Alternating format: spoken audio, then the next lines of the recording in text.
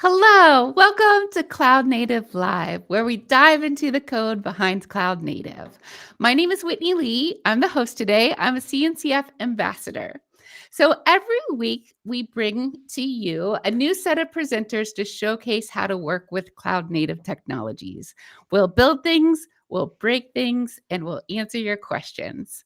So this week we have with us Jim Baguadia and Shooting Zhao here to talk with us about what's new in Kyverno 1.13. This is an official live stream of the CNCF, and as such, it's subject to the CNCF Code of Conduct. So please be respectful of the presenters, of each other in chat, and please be respectful to me too. So friends who are joining us live, will you please just say hello and say where you're visiting from? I think it's the coolest thing ever that we're all a part of a global community. And speaking of, will I see either of you at KubeCon coming up? Yes, I will be at KubeCon, so yeah, looking forward to it. It should be an exciting week. Awesome. I'm going to be there too. I'm so excited to go to Salt Lake City. It'll be the second time. I was there just briefly on tour when I toured in a band. So I get to explore the city proper this time. I'm looking forward to that. So Right. y'all who are watching, it's not too late to register. So if you want to join us in Salt Lake City, there's the link down there. It's a rather long one. You can Google it, I'm sure, and figure it out. So with that, I'm going to hand it off to Jim and Shooting to introduce themselves. Will you tell us who you are, please? Absolutely. Thank you, Whitney. I'm Jim Bagwadia, co-founder, CEO at Nirmata, and also a maintainer of Kyverno. In fact, Shooting and I were both, some of the original authors of Kyverno, even prior to, what it eventually, as it became part of CNCF, was rebranded to Kyverno. So really excited to be here and to talk about what's in 113 and what's coming beyond. And I'll let Shooting introduce herself. Thank you, Jim, and thanks, Whitney, for inviting us. Hey, everyone, I'm Shooting Zhao. As Jim introduced, I'm a Kyverno maintainer, one of the original author of Kyverno, and I'm now trying to help manage Kyverno releases, including offices, like the designs, the documentations, and simple policies. Amazing. That's so impressive. So, Shooting, we're going to say goodbye to you for now. We'll see from you later. And Jim, I'm going to put your screen on. I lost my interface. There we go. And here you go. Take it away, friend. Sure. Yeah, so before we dive into 113, wanted to just spend a little bit of time talking about the history of Kyverno, what are some of the basics in Kyverno, and then we'll get into the details itself, right? So, or we'll talk more about the release and some of the new features. So Kyverno, first off, if you go to our website, kyverno.io, one thing you'll see is that our tagline changed, right? So most folks who are familiar with Kyverno know us as the Kubernetes native policy engine is what we used to have. Let me double check and make sure that's what it was. Yeah, if you go back to 112, that's what we used to kind of advertise in terms of Kyverno. But now if we go to 113, what we see is we have evolved more into being a full-fledged policy as code solution, which works both inside and outside of Kubernetes. So this is something we had started down this path about I think about 8 months ago and announced this at a prior KubeCon. Had introduced some new projects, and what's really interesting is this evolution, and I'll just use this one slide, which shows a little bit about that journey. So we started with focusing on Kubernetes, which is still, where we see primary usage of Kyverno, being, building policy as code in a manner which is very intuitive for Kubernetes admins, very simple to use, and fits in well with the Kubernetes ecosystem, right? So it doesn't really require a new language. There's no major learning curve. Policies, policy reports, policy exceptions, all of these can be managed directly through the Kubernetes API. So extremely, well integrated into Kubernetes, and also, of course, works great with other tools like Customize, Argo CD, or Flux for GitOps, things to that nature. So And out of Kyverno, then as we were designing and building it, the policy reporting API became, something that was one of the things we first split out, right? And the idea was that, well, if Kyverno is using this API, there must be other tools, other solutions that also need a reporting API. So why not, evolve that into a standard API that any tool can leverage? So, and we've seen adoption here from tools like Flux and Trivi and several others who are also now reporting Kubernetes, whether it's any sort of finding, anything that they want to showcase to admins using this standard structured API, which is a great step forward. And this API is now part of the policy working group, and we're also promoting this or working with various SIGs to try and promote this to a SIG level API. And once that happened, also, within the Kyverno community, we have a policy reporter tool, which can take all of this. And as you see in that little thumbnail screenshot on the top right, it's showing reports from both, Kubebench as well as Kyverno. And same thing if you're running, other scanners like Falco, those reports can also now show up over here, right? So very cool to kind of see that evolution. But then, as we were working with various platform teams, the natural question that would always come up is, hey, we love Kyverno for Kubernetes. It works great, but we also want to apply policies to things like Terraform or to Docker files or to other artifacts, maybe in my CI/CD pipeline. And maybe there's a need for runtime policies in other systems. So why can't Kyverno handle that? And that's what led us to Kyverno JSON, which we released, a few. Again, it was like maybe with starting with 111 or so, Kyverno JSON was introduced. But we started that as a separate sub project because we wanted to, incubate it, see it evolve, and then start pulling in portions of that into the core of Kyverno itself, which is happening, which shooting will talk about a little bit in 113, and then we'll see more in the upcoming releases. I have And a quick question from chat that I yeah, think is a great question and also probably one you've heard a lot. How does Kyverno compare with OPA, with open policy yes, agent? Yeah. that's a very valid and a good question, and something that we think about quite often, right? So Um, first off, like I mentioned, the idea behind Kyverno was we're all learning Kubernetes, right? And I think the last stat I saw was there's almost like 5 to 6 million folks who developers who have some sort of Kubernetes certification. And this is if you see a global developer population of let's say 28 to 30 million, pretty significant, right? So the idea is if you're learning Kubernetes, why do you need to learn some other way of doing things? Kubernetes has a very good resource management model. Why not use that for policy and policy as code? And that was the initial intent or idea behind Kyverno, which really resonated with the community and with adopters. And then as and policy is not just about policy enforcement, because now we also have constructs like validating admission policy in Kubernetes, which Kyverno fully supports, as well as adds a lot of features around.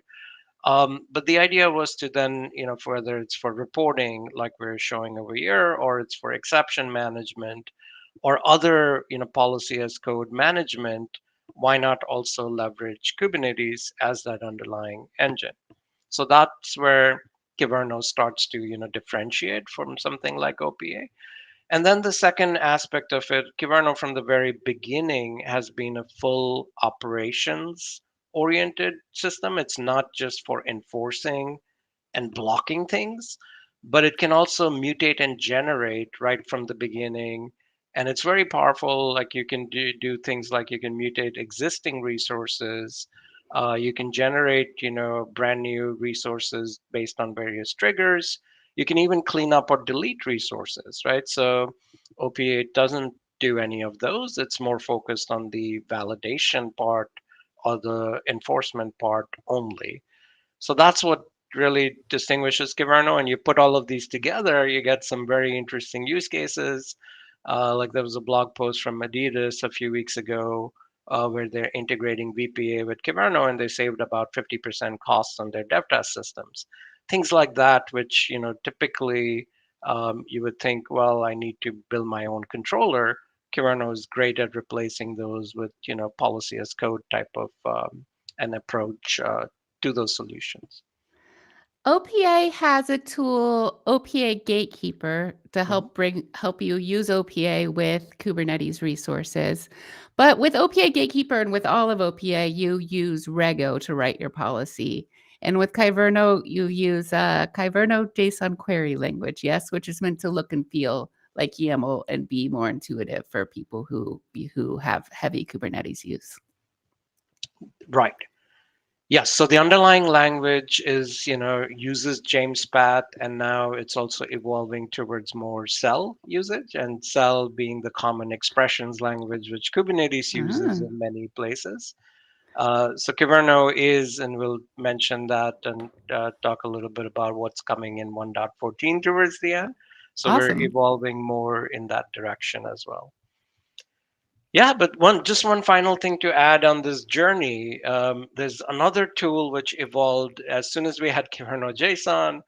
And this was a pain point we saw in the Kyverno project itself, because as the project grew, we have this need to do end-to-end tests for it, and there were no good tools out there for declarative, testing, and to build a good suite of test cases using kind clusters and other things in our CI pipelines. So Charlotte, one of our maintainers, he created Kyverno Chainsaw, which is based on Kyverno JSON, and that's become a fairly popular project now, adopted by several other controllers, other projects within the CNCF community for declarative end-to-end testing. So pretty interesting. So check out. I just wanted to give a quick overview of that journey and Cool. show how Kyverno has been going before we dive into some of the 1.13 use cases. So for those folks who are new to Kyverno, the only other thing I want to kind of show before I hand off to Shooting is going to talk about 1.13 is a little bit about how easy it is to get started, right? So Kyverno works as an admission controller. That's its primary form factor. It also has a CLI. It also has now other, can integrated as a Golang library or integrated, even as a standalone server, right? So all of that is possible, but by out of the box in Kubernetes, when you install Kyverno, what you're going to get is, the admission controller. So I'm going to actually switch and show, I have a kind cluster up and I don't have Kyverno installed. So just to install Kyverno, what I'm going to do is, well, run Helm install, which is one of the form factors we support. Um, and as you see, it kind of pulled up Kyverno. It showed me the version. And then I'm just going to show you the components here in the Kyverno namespace, right? So if I do get deploy, um, what I'll see over here is there's an admission controller, which is listening to requests coming in.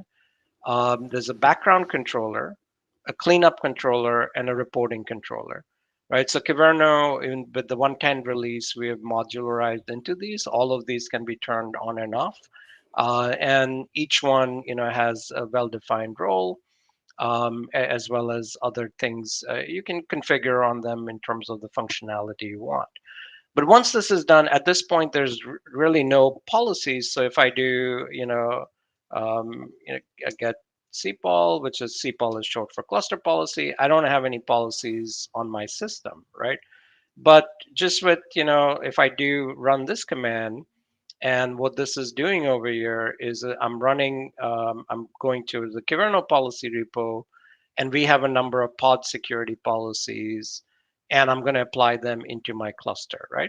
So actually, before I do that, what I'll do is if I do a kubectl, let's say run nginx,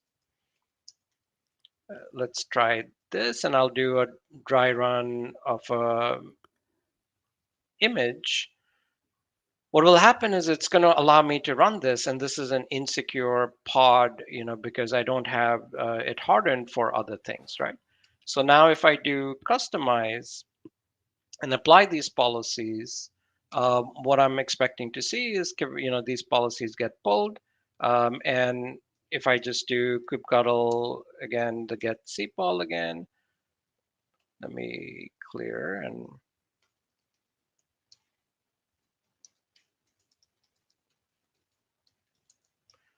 so now I see I have a number of different policies all around pod security. And if I try to run that command again, let's just try, if we do nginx with dry run server, I'm expecting, oh, these were pulled in audit mode. So that's why it seems like the policies were allowed.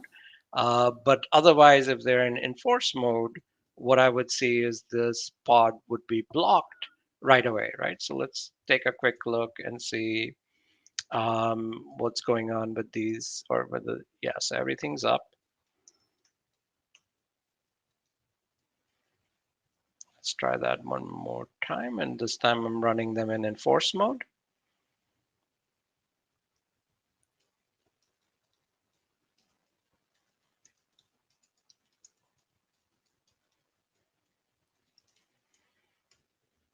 Okay, so we see that they're all ready, and if I do a dry run, so we're running that, and now they're blocked, right? So this is Kyverno policies, inspected the config and said, hey, you're running a pod which is allowed to elevate privileges. You want to turn that off. You don't want to run as root. So all the best practices, there's about 17 checks that pod security policies do. So that's just a very basic demo of how you can go from like zero security to fairly well-defined pod security in a couple of minutes in your cluster. And of course, you can automate all of this through Argo CD or through other means, right? So let me pause there on the intro, and I'll hand off to Shooting, who will talk a little bit about 113, and then we'll do some more demos on specific features for 113. We have a couple of questions in chat that are general questions, so I thought maybe now that would be a good time to ask them. One is about Kyverno in CICD. Can we integrate it into CICD, and can you explain some use cases around it? Great question, right? So yes, you can, and Kyverno, like I mentioned, has a CLI, which is really easy to integrate into CI/CD pipelines. You can, inspect manifest on PRs. You can then also, block your pipeline if something is non-compliant, which gives you that early feedback loop. Kyverno, because again, everything is declarative YAMLs, you can also build, higher level tools fairly easily and integrate into that. With Kyverno JSON, we're seeing use cases where not only for Kubernetes manifest, but you can start now, auditing things like Terraform or with, Docker files. And there are, if on the Kyverno JSON website, there's some example for this, right? So if I go back to the docs, and let's pull up Kyverno JSON. Let me share your screen again. Yes, please. I'll just show a quick example of what a Terraform policy would look like. So you're like, say, if you have a Terraform payload and you want to validate that, what you would do is you would convert, just using the Terraform commands. You can, in your CI pipeline, you can get a JSON version of that. And then this would be a policy, a Kyverno JSON policy, which is checking for S3 and making sure that there, on a S3 bucket, that there's certain tags defined, right? So things like that now you can start doing because Kyverno supports more than just Kubernetes, makes it fairly powerful and almost universal in where you can apply it. It's also nice to figure out whether resources comply with policy before the moment you're trying to apply them to the cluster. Like you want to find out as soon as possible. Yes. And for, I mean, it doesn't I mean, you still want to do admission controls, right, for defense in depth and all of that good Oh stuff. So yeah. you want to make sure each layer is being checked. And the interesting thing is your Terraform plan. So let's say your plan is actually spinning up the infrastructure or the cluster itself. There are things you can enforce at that level. Then once the cluster is up, you have admission controls running in there. And of course, Kyverno is also doing background scans as things are changing or periodic scans for audit and compliance. So the very cool thing is you can now have the same policy that applies in all three phases, which where previously you had to use point product or did like different tools in different places, right? So this allows you to use one format, one policy across all of this. We answered this before, but a quick recap. How does a Kyverno compare to OPA Gatekeeper? So Gatekeeper is also an admission controller, right? But Mm-hmm. and it itself is evolving beyond OP like Rego to some degree. So Kyverno has all of the features that again Gatekeeper would offer in terms of admission controls, but it does more in that it can also mutate, generate cleanup resources, which OPA or Gatekeeper do not allow. And then, of course, just whether you use Rego or I believe Gatekeeper is also now evolving to support other formats of Oh, policies, but interesting. that's something on their roadmap. So as of course Kubernetes evolves, all Kubernetes related projects will also continue to expand and evolve. How does Kyverno relate to GitOps? So so first of all, if you believe in policy as code, you want to apply the whole policy and the GitOps lifecycle to your policy artifacts as well. So policy should be stored in Git, and like I showed in this command over here, when if you recall when we pulled these policies, I ran that command and I pulled them from a Git repo. So now you could, I did this just with customize and kubectl, but this could be a Git controller pulling policies. So anytime you submit a change, that's automatically distributed into your clusters. So applying the same, the reason why we love GitOps is because of its flexibility and usability and the power it has. There's no reason why you shouldn't be using that for policies as well. But then, Kyverno also works really well with both Flux as well as Argo CD to enforce checks early. So, for example, Kyverno reports, if you're using Argo CD and you go to the UI, Kyverno reports show up right for every resource right there because they're Kubernetes artifacts, right? So that's another sort of value that you get from just using standard APIs and standard tooling.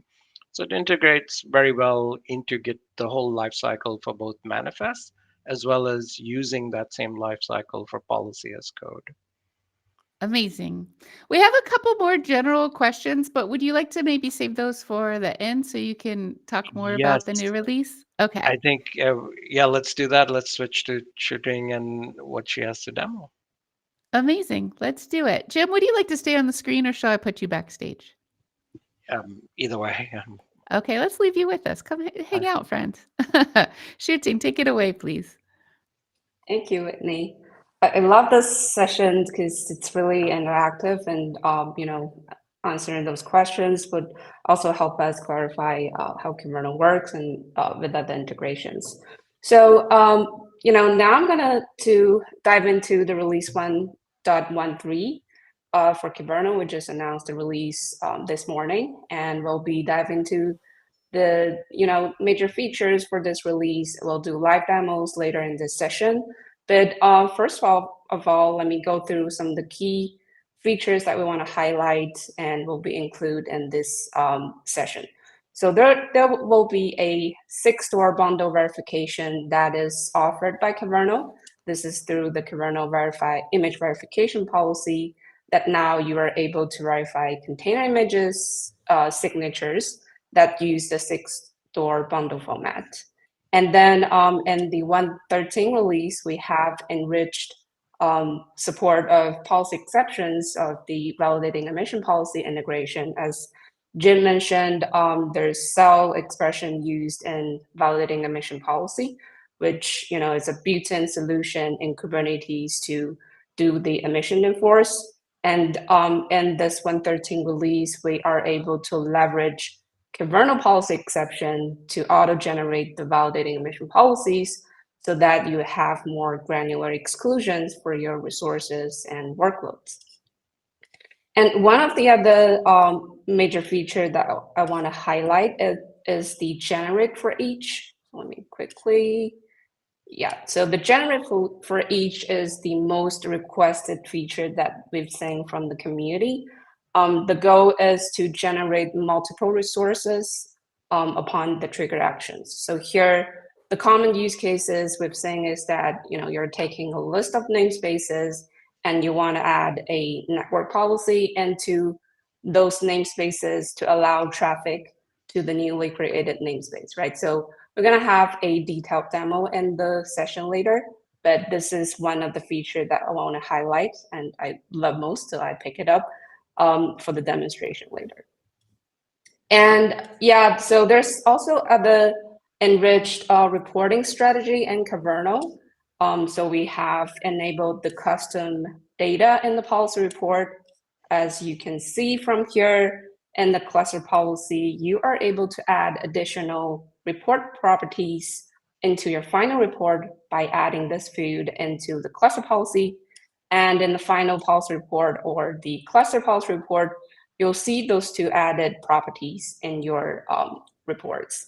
And we also enabled the reporting for mutate and generate, including the mutate existing policies in this 1.13 release. So previously, we only have the reporting for validation policy as well as image verification policy. And now you are able to see the audit events for the mutate policy application as well as the generation. So I believe Whitney will share this blog post, the link to this blog post. And now I'm going to, thank you. I'm going to switch to my terminal. Let me know if you cannot see that. And we'll see the very first demo for the generate for each feature. So as I explained earlier, the goal of the generate for each is to create multiple resources for a list of items, right? So given this new namespaces that I'm going to create into my cluster, as you can see here, I have the annotation with the key allowed namespaces, and I have comma separate string defined here. Those are the names for the namespaces that I want to generate the network policy into. So the use case here is that, so by default, you have network policies to deny all traffic into in those existing namespaces. And whenever there's an incoming new namespace, you want to allow the traffic between the old namespaces and this newly created namespace. So here I have a generate policy with for each declaration, I'm listing through the annotation from the namespace, and I'm trying to parse that comma separate string. And then for each namespace, I'm going to create a network policy which allows the ingress traffic and the egress traffic using the namespace selector that matches this label, right? So the element James path variable that you see here is the built-in variable that is parsed from this list item. So in this case, we have Alice, Bob, and Carol. Then the element in this namespace will be those three defined values. Okay, let me switch to my terminal, and I have set up a test environment. So I have a Kubernetes cluster with those four namespaces, Alice, Bob, Carol, and Dave. And I want to create the network policy for the first three namespaces, but not Dave. And in this case, I have the allowed namespaces defined in the annotation of the incoming namespace. So let's first try and create the policy. 1.1, add allowed network policy. So let's check. The policy is in ready status. Okay, now it's ready. And then I'm gonna go ahead and create the namespace to trigger that generate policy. So ideally, I would see 3 new network policies created into each namespace respectively. And before that, I have the default network policy set up for those namespaces I mentioned, which is to deny all traffic. So let's go ahead and create the trigger namespace. To kubectl create -f with the namespace YAML. So the shooting namespace has been created. And now let's check the network policy again. Let me just do that once again. You'll see there are 3 new network policies generated into Alice, Bob, and Carol namespace and not Dave. And here, if you inspect one of the network policy, let's do network pol, then Alice, give it a name, and then -o YAML. So we have the namespace selector with this label matching the newly created namespace. In this case, the newly created network policy overrides the existing deny all, and then it allows traffic between the namespace shooting and Alice. So yeah, that's the first demo I have.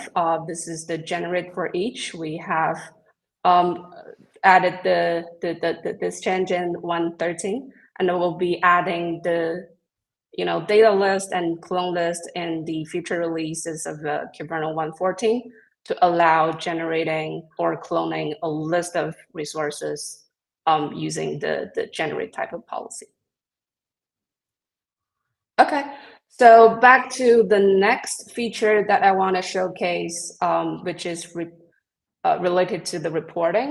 So we have, as I mentioned, we enabled the reports for mutate and generate, and now you're also able to see warnings along with your emission response. So what I meant is that you see when there's an incoming request that violates the existing policy, there will be a violation generated into the final policy reports, right? If you have the policy set to enforce, then the request would be blocked, as Jim demonstrated earlier. In this case, we have added this warning for policy violations, as well as mutation events. What that means is that you are able to visualize the policy violation along with the emission response. That's when you create the resource. And then you are able to do the dry run and decide, if there's any violations, I don't want to go ahead and create the resource. Maybe I'm going to fix the violation and then reapply the resource. So again, to demonstrate this feature, I have a simple validate policy, which is a pod security type of policy to enforce the restricted pod security standards with the latest version. And here I have failure action set to audit. So when I create a new pod, so here I'm matching the pod. So when I create the new pod, I would expect that the policy violations will be returned to my terminal when I create the kubectl create pod command, right? So let's create the policy first. Let's do kubectl create, and again you want to inspect the policy is ready. This is the enforce pod security. It's now ready. And let's do a dry run to create an nginx pod. So I'm doing kubectl run nginx with the nginx image. And here I'm doing a dry run, the server-side dry run. So yeah, here you go. You're seeing a warning saying that, okay, Kyverno policy, enforce pod security is blocking your incoming requests. And these are all the failures that you need to fix. And but in this case, since we have the failure action as audit, you are still able to create the pod. But those are the warnings, the violations that you need to pay attention to and eventually fix in your incoming request. And the same thing happens with the mutation. So if you have a simple mutate policy that adds a label to the namespace, you'll see the same warning message saying that your namespace has been altered. In this way, a new label is added, and then there'll be a report, policy report generated for that mutation events as well. Okay, let me just pause here and see if I have questions. If not, then I'll hand over to Jim.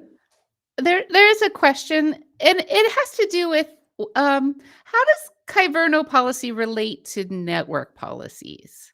So the question itself is it possible to enforce network policies defined through Kyverno with CNI plugins? Well, it's very different type of policy. So Kubernetes network policy is trying to restrict or allow traffic between namespaces of the workloads. But with Kyverno policies, like in Kubernetes cluster, you are able to enforce any of the incoming resource configurations, or you can do mutations or the generations, as I showcased earlier, for some automations, right? So those are very two different topics. And speaking of, I think you mentioned something about CNI plugins. Oh, yeah, I think it's just a confusion. So a network policy is an object that's a native Kubernetes object. It's not related to Kyverno policy in any way. And a network policy, if you create a network policy, it's not nothing happens unless you have an implementation, a controller implementation, which is usually part of your CNI, Right. which stands for Container Network Interface. So all of that, although Shooting used a network policy object as an example for her demo, it's actually a completely different topic, the network policy itself, from Kyverno. Right. Yeah. Yeah, there are some ways to use them together. And in fact, at KubeCon, I have a session with Rachel Wanacott, who's the platform lead at Fidelity UK. And we're going to talk about multi-tenancy and microsegmentation, where we'll, showcase how Kyverno can work with Cilium, which is a CNI, to implement some of this, right? So Fun. the idea would be that Kyverno policies can generate network policies and can also put some guardrails around network policies. So yeah, there's some interesting tie-ins, but they're completely different, like both of you rightly said. Yeah. That's cool. How does Kyverno, what's the fundamental difference between using taints and tolerations to control which nodes things would go onto versus using Kyverno policies to manage workloads? Well, you're able to add or patch those taints or tolerations to your workloads via Kyverno policies, but Kyverno doesn't directly manage your workloads using those taints. It's just an, intermediary tool that you can mutate or modify your incoming configurations to, further manage the workload scheduling. That's a great answer. And then what are strategies for managing and synchronizing Kyverno policies across multiple Kubernetes clusters?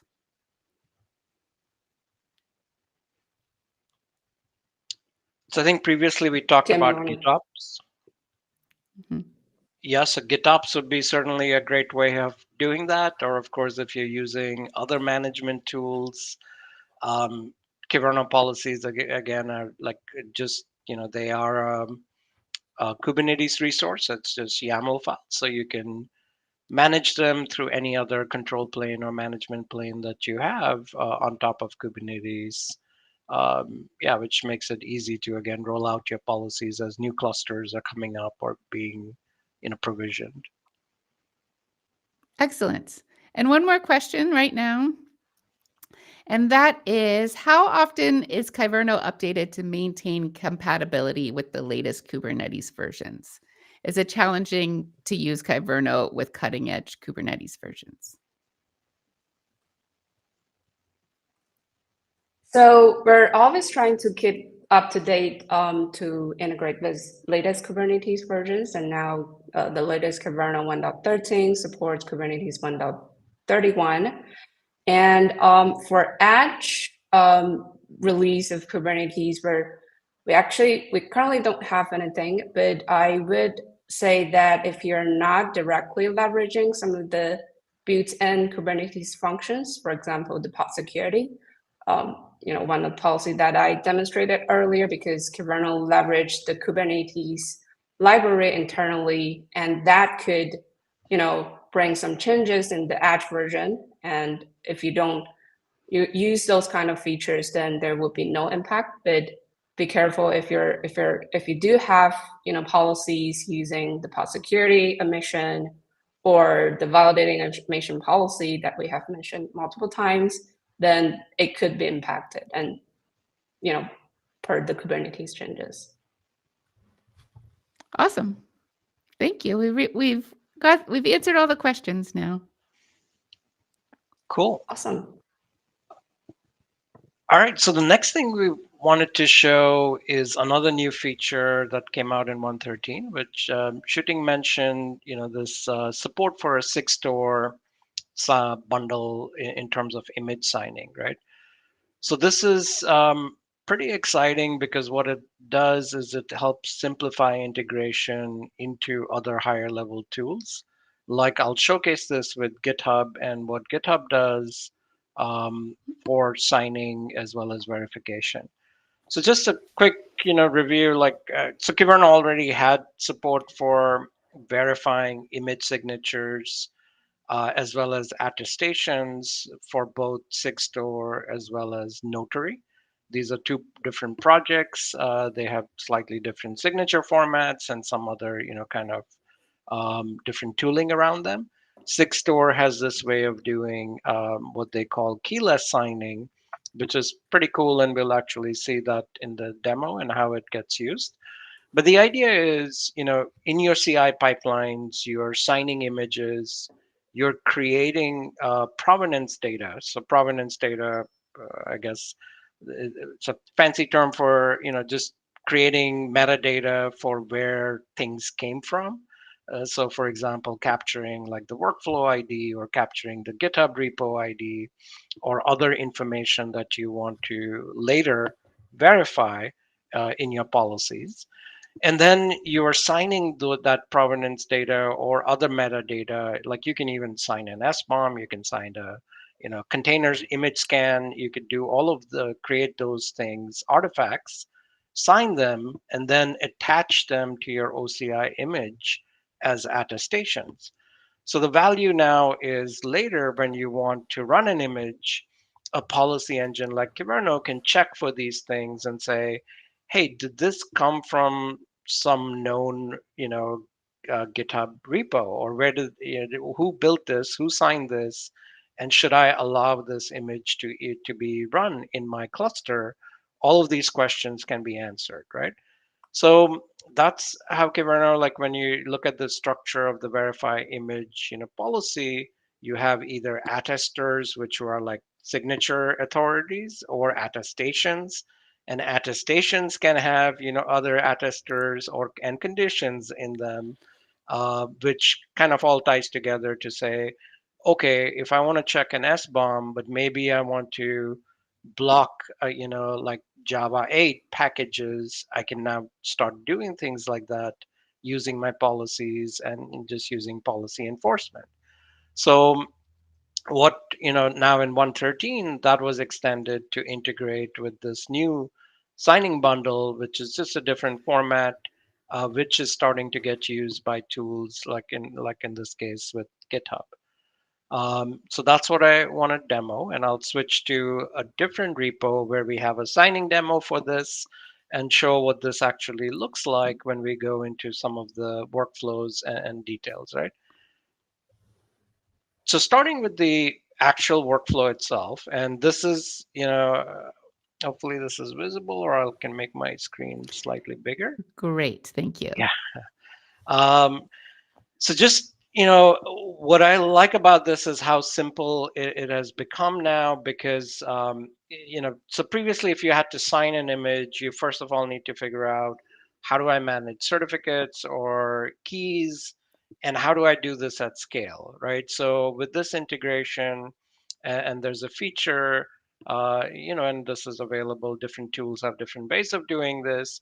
But here, as you see in this GitHub action, all we're doing is we're using a build provenance action, which is creating provenance data, and then it's automatically getting signed and pushed. So literally, this is the workflow, and you could do this at your org level and validate and make sure that all your images now have this kind of signing workflow as part of what they do, right?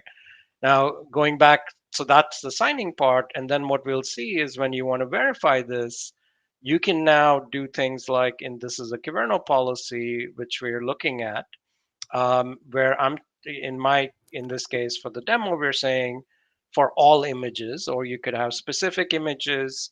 I want to make sure that there's an attestation which has SALSA, and SALSA is a open SSF standard. It stands for supply chain, or software artifact levels for supply chain. And it has some pieces of content. So there's various levels of salsa. So you can have level 1, level 2, level 3, and they get increasingly more, in some ways difficult, but also stringent in terms of their requirements. So here we are creating provenance data from a salsa generator, which is collecting metadata information for that image, and then it's checking and seeing, was this signed by GitHub? So this is the GitHub signature authority. And is the subject the actual workflow that I care about? Now you could wildcard this. You could have different subjects, or you could have a common workflow within your org, or um, your enterprise, which will be used to sign all of these workflows. In this case, it's using a public transparency log as another additional check. This is optional. You can turn it off, or you could even use a private log. And then just for demonstration purposes, we're checking other things here within this policy itself, right? So again, the idea is you create this your GitHub action to sign things, and then you use policies like this Kyverno policy to verify various pieces of metadata that you care about, and that are, if you want to be SALSA level 3 compliant, there's various checks you will want to do to make sure that now you have the right data and the right type of image before you allow it to run in your environment. So that's how this works together, and I'll showcase this. We'll take a quick look at this in action, but I just want to go back also, look at, if you kind of go, what's interesting, I'll pick one of these action runs from before. And if we dive in here, if you look at the output of this attest step, it's showing me that it's using this thing. It actually created a transparency log entry here. And if I look at it, I can go to record, which is the transparency log, and I see a bunch of data again from my signing event. So what happens underneath the covers is cosign creates temporary certificate, signs this, and throws this away. But now when I want to enforce my image, I can, it will check with this to make sure that this image was compliant, right? So here, if I do, let's say, get pods, I'm not seeing anything. If I do get cpol, I should have one policy I just configure, which is the policy I showed. And now if I do, let's say kubectl, let's run again that, just some arbitrary image. Here I'm picking Nginx. And if I do dry run server, what I should see is that policy checks and says, hey, I'm missing the attestation that this came from, the repository and the registry that I care about. Now, if I run, let's say um, this image, which was properly signed, I should be able to now allow that image, and it gets created, right? You can also see, if I look at the GitHub CLI, because we are using GitHub here, and I'm checking for the verification, they have a nice, way of showing that I do see this predicate type as an attestation. and I'm seeing that this was created by this particular workflow. So it's pretty cool how you can now tie all of this back together. You really get the origins of an image, where it was built. You can see who built it. You can attach other metadata to this, including like if you want to, kind of have like, was this done on the main branch? Was this done through a push or some other trigger that you had in your CI? So a lot of these things can be now checked, pretty in a easy manner through your policies itself. So if we go back here and take a look at this policy, some samples of things you could check, and this is extensible, right? And you can of course have other things too, like what we're doing in this conditions block down here is we're checking whether the build type is actually a GitHub workflow, and we're also checking the repo again, which is a bit redundant, but for the demo itself, wanted to just show how you could do these various types of checks on your metadata that's coming based on that provenance action itself. Awesome. I know that's quite a lot of things packed in there, but we're seeing more and more folks, of course, this image signing verification is becoming fairly important to do.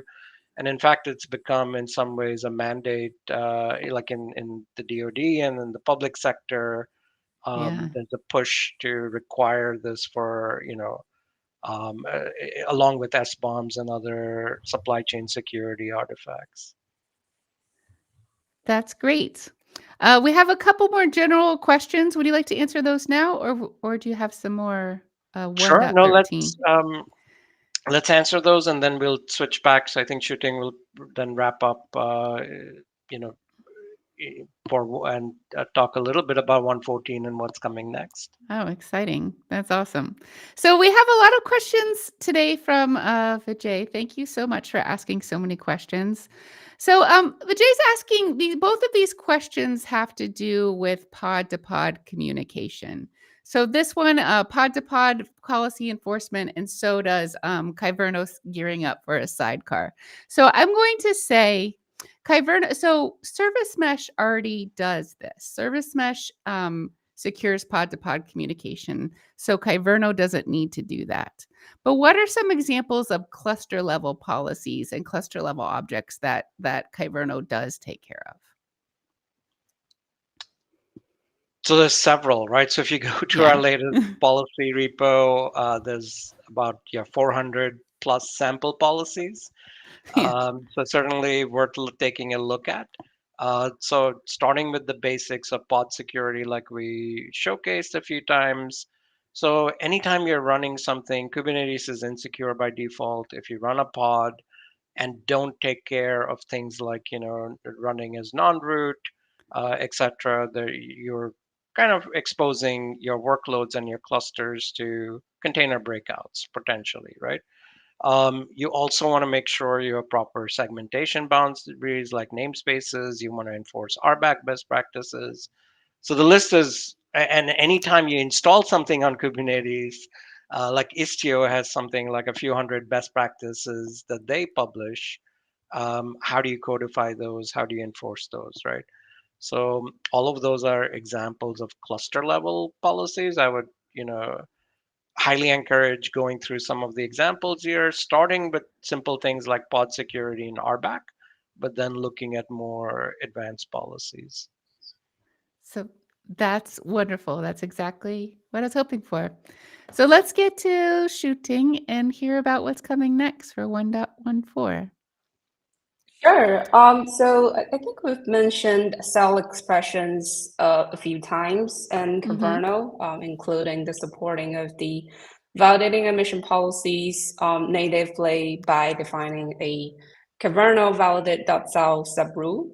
And we're trying to, integrate the cell expressions as much as we can. So in the future, we may have the cell support in the Kyverno policy language maybe. And then, as you know, VAPS, Validating Emission Policy, has become GA in Kubernetes 1.30. and they're planning to add the mutation ability using the cell expressions as well. So the beta version is planned for Kubernetes 1.32. So we're trying to integrate that once it's available in Kubernetes and adopt that as much as we can natively in Kyverno. And that will be one of the focus in Bun 14. So we'll fully adopt all the VAPs and the maps in the upcoming Kyverno release. Jim, would Cool. you like to add anything?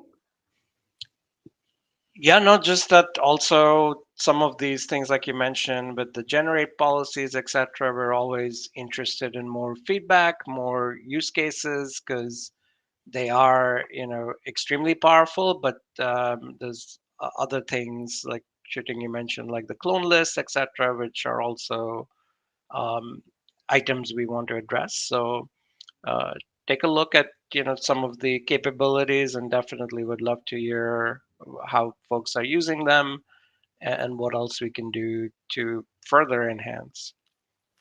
Yeah, Yeah, you go. sorry, definitely we would love to hear more use cases that if you find that Kyverno cannot support anything, just, reach out to us and we'd love to help and add the support in. And as Kyverno community is very active, we receive lots of questions, user requests in our community every day. So feel free to join our Slack channels, interacting with us via GitHub or any format, and we'd love to see you in our community. So the best way to get to you is to join a Slack channel. If people have questions and they're watching the stream, what do they do next? So we have Kyverno channels on the Kubernetes workspace as well as CNCF workspace. And we host 2 public meetings weekly, one for maintenance meeting and another for contributors meeting to discuss, this is an open meeting, a public meeting. So we'll be planning Kyverno releases using those meetings, and the contributors will join and ask questions, and we can help with the contribution questions as well. So the meetings, if you want to chat live, or you can go to the Slack channel and post your question there. Perfect. Thank you so much, y'all. This has been so much fun. Thanks for the demos and your hard work. I appreciate you. So Thank you. KubeCon's coming up. I look forward to seeing folks at KubeCon. I always have stickers with me, so if you see me around, ask me for a sticker. I would love to give you one. And thanks so much for joining today's episode of Cloud Native Live. It's great to have Jim and Shooting here with us, teaching us about what's new in Kyverno 1.13. I also loved all the great interaction from the audience and all your wonderful questions, so thank you for that. And here at Cloud Native Live, we bring you the latest in Cloud Native code on Tuesdays and Wednesdays at this time. So thanks so much for joining today, and we'll see you next time. And thanks to those who watched the recording.